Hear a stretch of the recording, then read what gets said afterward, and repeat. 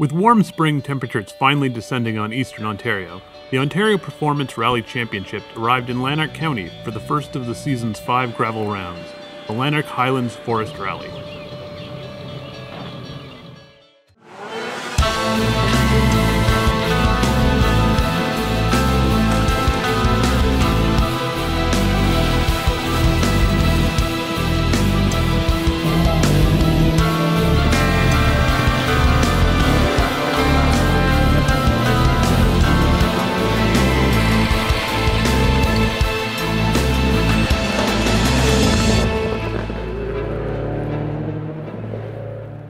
The Lanark Highlands Forest Rally is presented by Old School Motorsports.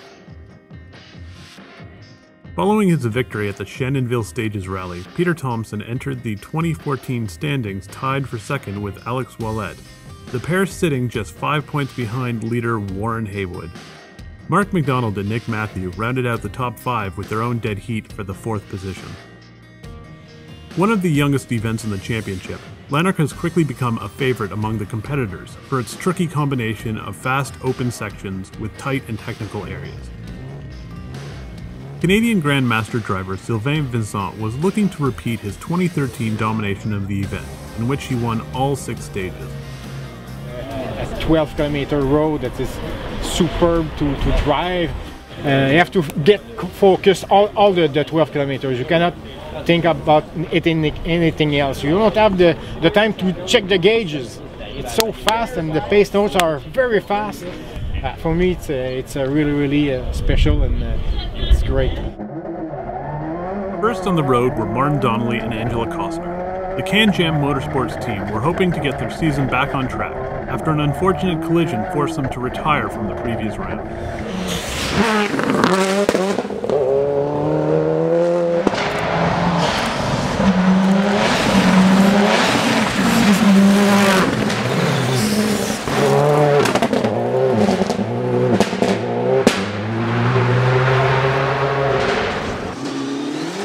Despite his lack of experience on the stage road, Peter Thompson found his pace early, edging Donnelly and Costner by just less than a minute by the midday break.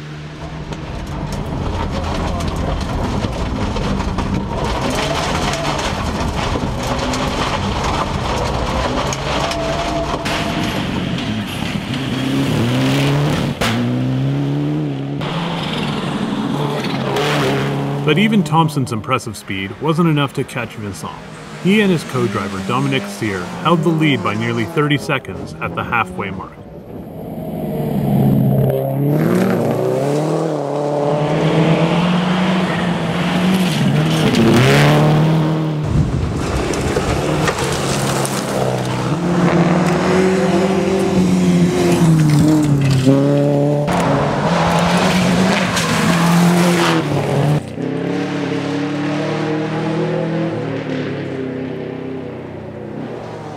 In the two-wheel drive category, Juggernaut Motorsports drivers Andrew Kolakowski and Gary Sutherland pitted their matching Ford Focuses against the class-leading VW Golf of Kurt Field. From the opening stage, only 3 seconds separated the trio, with Kolakowski and co-driver Kelly Matthew taking the lead.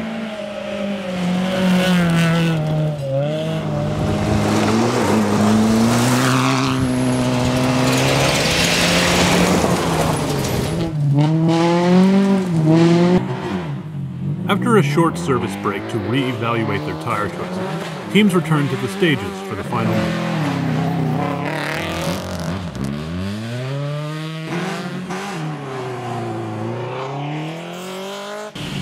After colliding with a fence in the morning, Maxime McCance and Cindy McCarran sought to climb back up the leaderboard in the afternoon. Despite suffering a flat and intercom issue, the pair would finish 4th overall, narrowly edging Alan Rael and Bruce Leonard in 5th. Rael maintained a steady pace throughout the day, to also take the production 4-wheel drive win.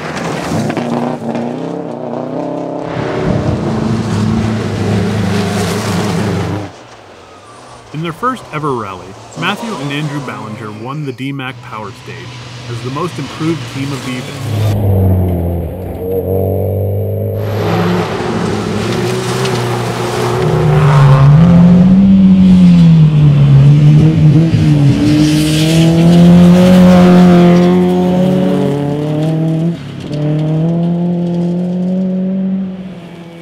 Kolakowski would maintain his early lead to take his second career victory in two-wheel drive.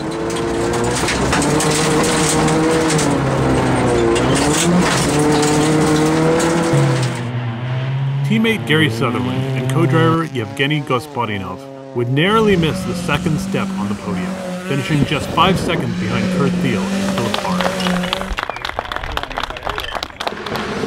Struggling with driveline issues throughout the afternoon, Donnelly and Costner would settle for a third-place finish. Yeah, we had a pretty good morning. We started off well. Unfortunately, we were first on the road, so we get stuck with a lot of marbles and a lot of the really deep mud. We still wanted to be competitive. We did pick up some time on the very last stage, but the car was not handling the way it was in the morning. It was just a different car altogether. It felt that if we were to, give it any gas into a corner or out of a corner, the back end would just go straight out on us. So we were holding off maybe a little bit, because we had a few moments earlier on as well. It was rally ending moments too. We also did want to finish. We've also come off a couple of events where we didn't finish, and we just needed to get some comfort of being back at finishing a rally again. So it was good to finish where we did. Peter Thompson and co-driver Brian Maxwell would finish second overall, in addition to securing a bonus championship point on the OPRC PowerPoint stage. It started a little slow in many ways for me. It's hard to get in a rhythm. I didn't really get into the rhythm of the road, didn't really get in the flow for the first half of the day. And then second half, gradually got better and better. The last stage was the best. There's a little tweaking on the car, and felt really good in the last stage. So took a little while to get going, but ended on a high note. But the win would belong to the veteran Sylvain Vincent. In a repeat of his 2013 supremacy, the Quebec driver won every stage of the rally for his third podium at the event in as many years. It was surprisingly slippery and treacherous, the roads at the first stage. If I compare from last year, wow, it was not the same rally. But everybody adjusted. The road dried up a little bit, so we were getting faster and faster. Yeah, it was a great day. With Vincent not eligible for championship points, Peter Thompson moves into a commanding lead of the overall standing. Alan Rael's third place points brings him into contention just a point behind second placed Haywood. And in the two-wheel drive standings, Kurt Thiel moves into sole possession of the top position, while Chris Krepsky leapfrogs Martin Walter to take over second place.